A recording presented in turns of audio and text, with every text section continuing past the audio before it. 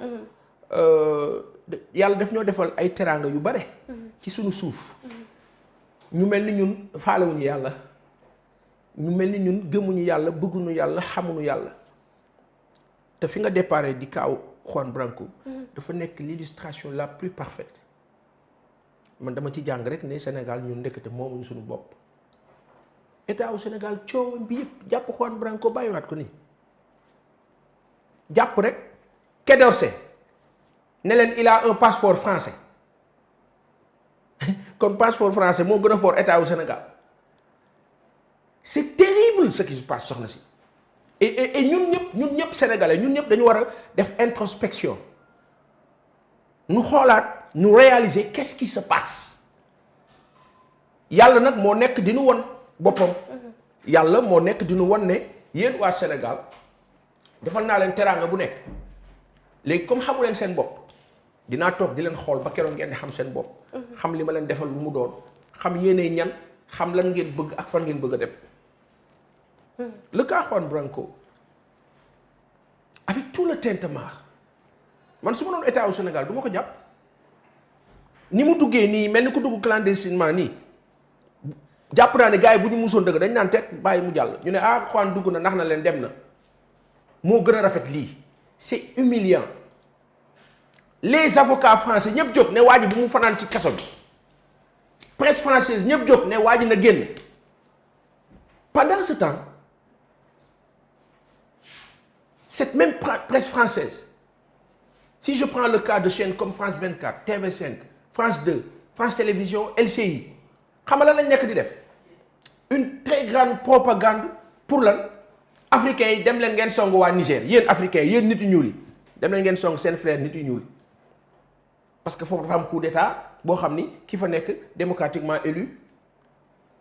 des semblants d'élection yoo xam ne tubaab bi dañ ciy dëgg seen tànk les mêmes tubaab maanaam dañu saaga ay ndey c'est-à-dire que l'état du Sénégal tey tubaab bi dañu saaga état au Sénégal li ma ci gën a metti loolu la sur le cas Juan Branco état au Sénégal ak coow liñ fi coow yëpp jaay doole beeg nappaate beeg yëpp mandat d'arrêt international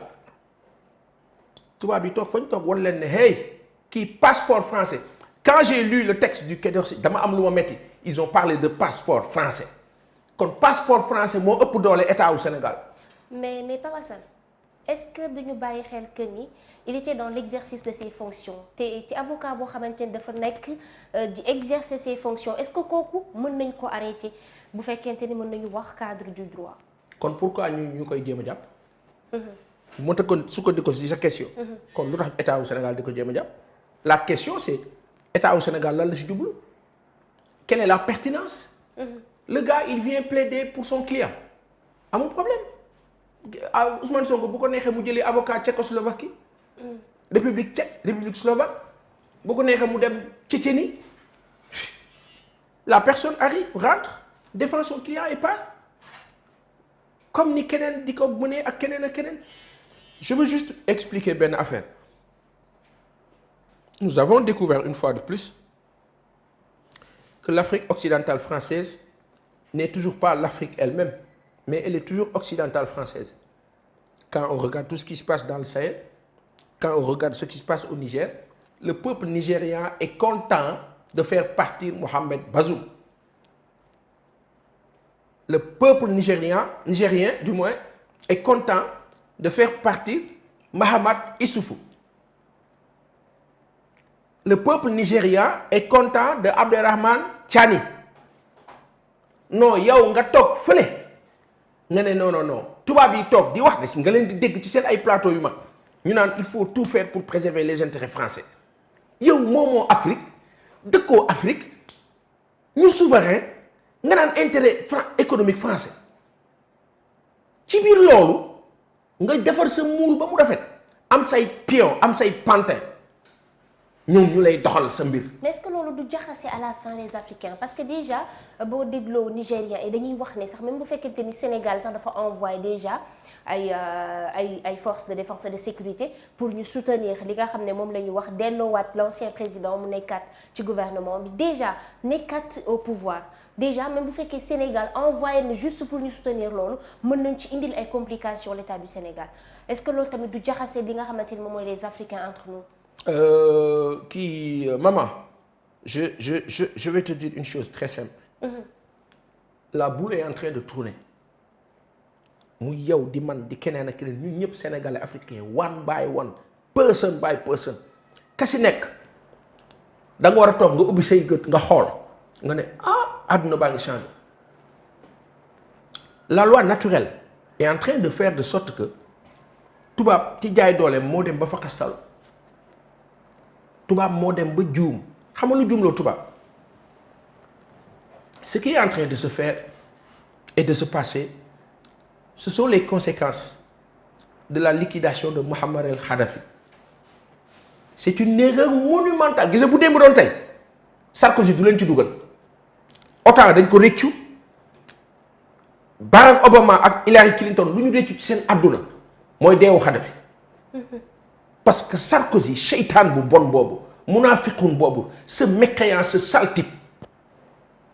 moo am le toupet et le culot fouetté. Et fouettant dem suuxlu dunguru Kadhafi defal koy teraanga mais ce que Sarkozy n'a jamais digéré et supporté comme ñoom dañu raciste mais dañ koy nëbb ñoom Europe ñoo ko fa dàq nëbb mais ñoo gën a raciste Europe ñoom xam nga qu'est-ce qui s'est passé ginnaaw dunguru na waa ji Kadhafi am fa def fa lu musul def mooy génn et c'est l'erreur de sa vie mooy quitter Tripoli wàcc Paris. L'erreur de la vie de Kadhafi mooy wàcc France en 2007 ce voyage là pompeusement préparé lu musul am France am fa muy humiliation ci ñoom Sarkozy jàpp loolu matt def ko fayu xam nga lu humiliation biir Élysée ñu def fa ay tente yi xam nga lu ñu fa doon def lakki yàpp barbecue ak leneen biir Élysée ça les Français ne l'ont jamais digéré. Sarkozy téye fi mu téye boobu fekk na mu ngi nas plan Mouammar el Kadhafi bi amoon projet banque africaine bu mag l'un des chefs d'État l'un des pays les plus liquides au monde tubaab yi bi ñuy daanal Kadhafi dañoo sàcc ale xaalisam ay sàcc la yu bon mais comme ñun dañoo am ay njiit yoo xam ne dañoo am faible tubaab musuñu am hauteur jàkkaarloog ñoom am hauteur am personnalité. dañu leen di subooru dañuy ànd ak ñoom bu ñëwee nag seen peuple yi ñu jaay leen doole nappaaje leen napp leen pourquoi ñu leen di nappaaje ak napp parce que tubaab daf leen ciy appuyer quand ça l'arrange pas nag mu ne non il faut de la démocratie il faut nangam. te déjà bu fekkente ni ñu ngi wax démocratie ñu ngi wax déjà que ni ñun libre nañu déjà justice bu Sénégal ñu gis ni Juan Branco dugg na ci biir réewum Sénégal daal di pas menacé sax mais déjà mu daal di pointer du doigt le gouvernement du Sénégal déjà ñun jàpp ne daf ñu xeeb entre autres c'est-à-dire yan point la tegoon ci yan fondement la tegoon de fait que mu dugg ci réewum Sénégal ne leen carrément yéen a ngi ne da ngeen a lancé mandat d'arrêt international pour man me voilà déjà ñëw naa donduwuma ko ragal donduwuma ko tàppet pourquoi pas ñu arrêté ko bu fekkee dañ ko waroon arrêté pourquoi pas ñu arrêté ko ci biir territoire bu Sénégal ban réponse nga may apporter ci question boobu bu fekkente ni justice bi ñuy wax que ni Sénégal mi ngi dox normalement 2 poids 2 mesures amu ci comme on le dit. Maman, je comprends ce souci ak sa question et je comprends la ligne conductrice de ton entretien mais il faut nga may ma diagnostic bi ma nekkoon. parce que Sénégal dañu toll foo xam ne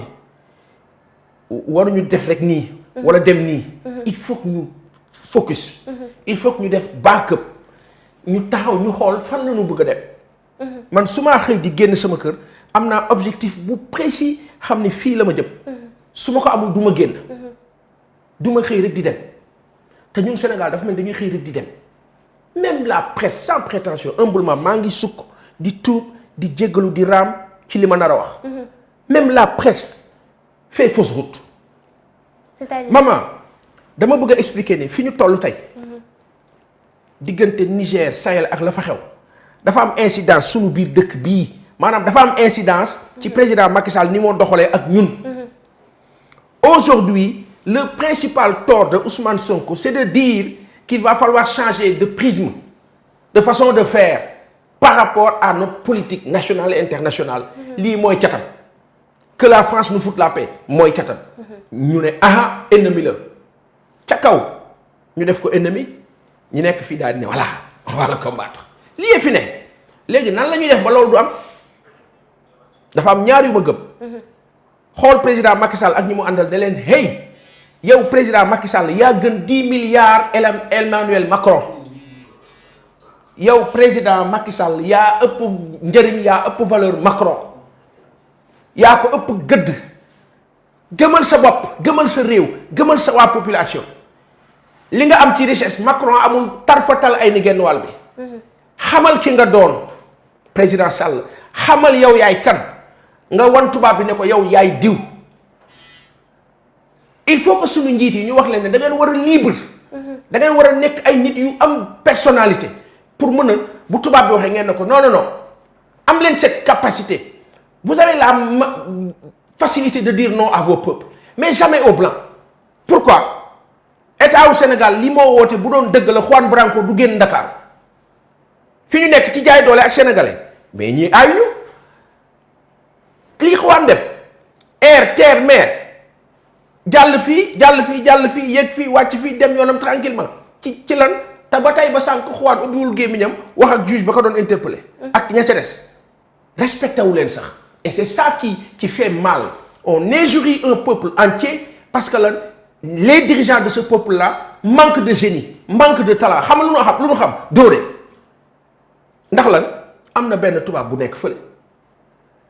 téye seen monnaie seen franc CFA gàddu seen ay ressources téye seen lépp nan leen jaar leen fii ak fii Mali fippu Burkina fippu Guinée fippu Niger fippu yow Sénégal yow yaay toog yow nga ne non Niger warul fippu quand on entend nos autorités diplomatiques naan wooy il faut que CEDEAO on a honte on se pose des questions on se dit mais état au Sénégal ñii donc ils veulent rester dans le cadran de 1960 Ablaye Wade gëm naa ne su doon moom du demee nii ak lu nu ko sikk lu nu ko mere lu nu ko xeex et c'est dans ce sens que je dis que xeex naa ma Ablaye Wade pour mu dem mais lu ma rëccu la parce que bu dem ba doon tey sur le principe danaa defaat même xeex ba mais dinaa xoolaat bu baax ca tànneef ba kan la nu war a tànn pour remplacer Ablaye Wade c'est l'erreur qu'on a commise et pire j'ai défendu le président Macky Sall contre Ablaye Wade bi ñu kaa jëlee Assemblée 2008 je trouvais cela injuste et c'était injuste il avait 5 ans on réduit son truc à 1 an dàq ko c'était injuste sur le principe waaw nan la ñu mën a xeexee injustice bëgg a ñëw nangu tey injustice et c'est là où on interpelle la presse sénégalaise on interpelle tout le monde donc sur le cas Juan Branco la vraie information c'est que quelqu'un est venu chier dessus ngeen baal nous chier dessus et puis partir tranquillement fut-il un avocat d'Ousmane Sonko parce que man gëmuma tubaab man sénégalais la ma gëm quand bien même nag am naa droit liggéey ak tubaab am naa droit am relation ak moom on en a des amis on en a des partenaires on a tout ce qu'on veut mais ça reste cette relation là à la limite dans le sens le plus digne qui soit boo xamul ki ma doon man ma xam ki ma doon. alors selon vous ban réaction la ñu waroon am justice bu Sénégal envers Juan Branco d'autant plus que gis nañu ni bëggul woon benn assistance venant des avocats du Sénégal même sax bëggul woon kenn assister ko ci avocat même jotaat nañu information que ni même avocat yi nekk France moom bëggul woon kenn assister ko en plus dafa observé woon grève de la faim nangul lekk nangul naan selon vous ban réaction la ñu waroon am justice bu Sénégal envers Juan Branco bu mu duggee ci réew mi. non maman je suis en train de t'expliquer que la stupidité est partie du fait de vouloir arrêter Juan Branco. Aucun forfait n'a été commis si ce n'est oui dafa bind ci page Facebook am attaqué état au Sénégal.